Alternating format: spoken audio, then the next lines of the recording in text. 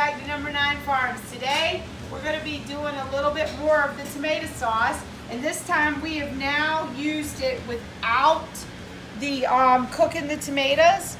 And what we have here is we've got a Berkeley tie-dye, which I went blank, duh. This is a Cherokee purple, and these are Burbanks, which that was the name I was trying to think of the other day when I was out there.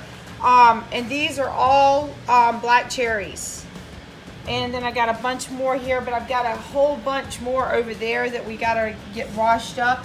And what I do is I cut these like in quarters, and this is a Amish paste right there, and you see how nice they came out, which they make great sauce. And we're just gonna turn this on and we're gonna run it through.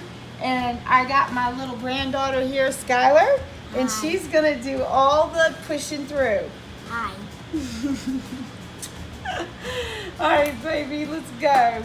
All right, so let's just turn the machine on, and we've got a scrap bucket here, and which is our peelings. And like I said before in the other video, this is what if you want to, you can turn this into tomato powder by dehydrating it, or you can just give it to your chickens, whatever you want to do. And we did notice that if you take, we'll show you, when you take what comes out in the scrap, and we did run that back through the machine again, so we did get a little extra out of it since we're making this sauce for our food.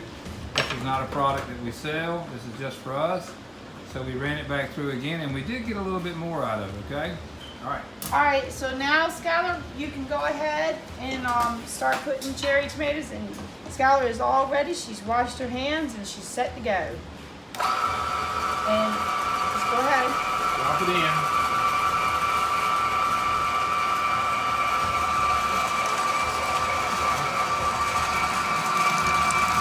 Look at that thing go.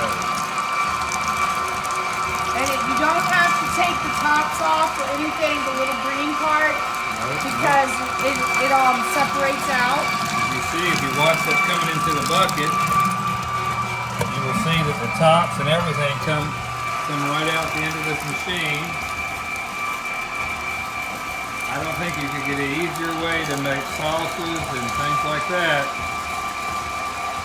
And we process a lot of tomatoes here for ourselves. And I want to make a little extra note. See this apron I got on? I just celebrated my 52nd birthday, and my mom sent this to me in the mail. Thanks, Mom.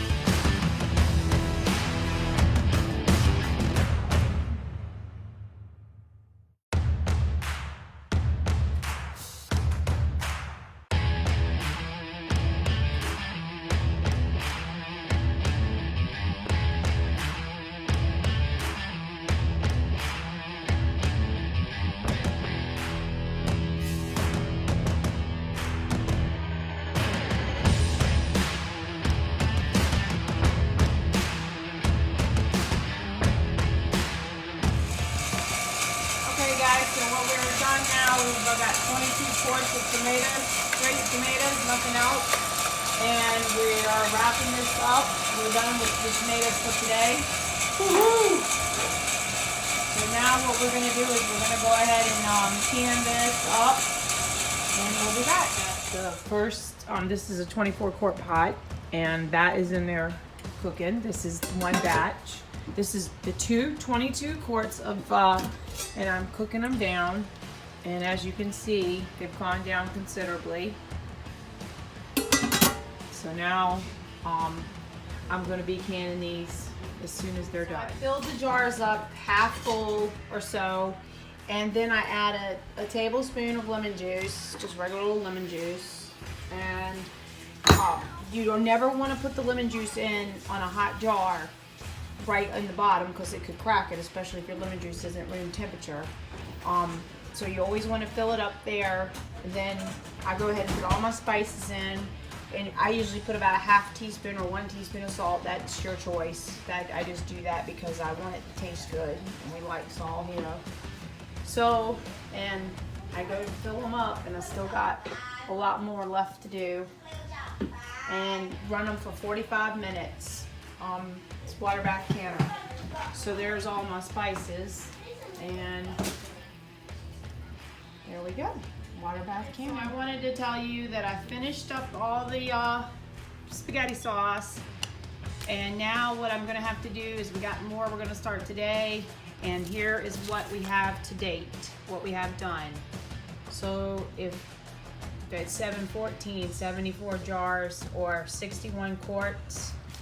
So it's gonna be a wonderful summer. Thanks guys for watching. Take care.